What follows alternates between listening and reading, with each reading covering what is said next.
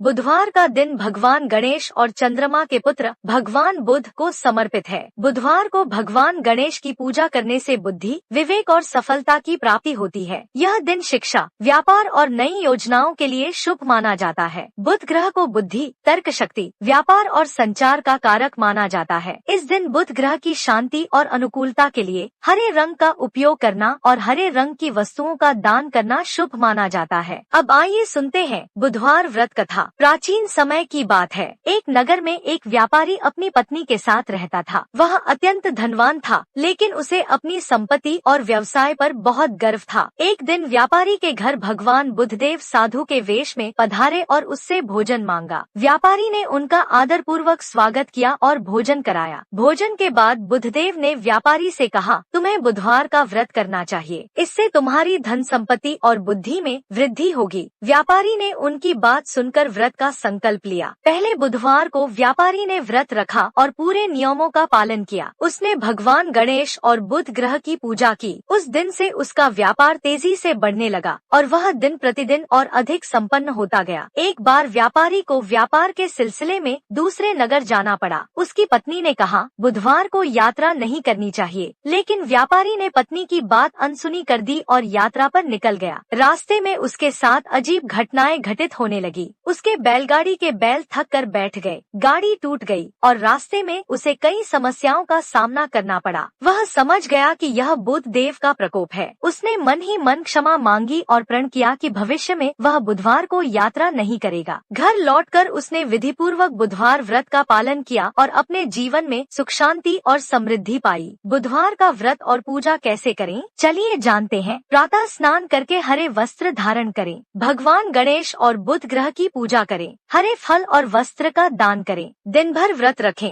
और शाम को पूजा के साथ व्रत कथा सुनें। इसके बाद सात्विक भोजन करें। बुधवार का व्रत करने से बुद्धि, धन, सुख शांति और व्यापार में उन्नति होती है। साथ ही बुध ग्रह के अशुभ प्रभाव भी समाप्त हो जाते हैं।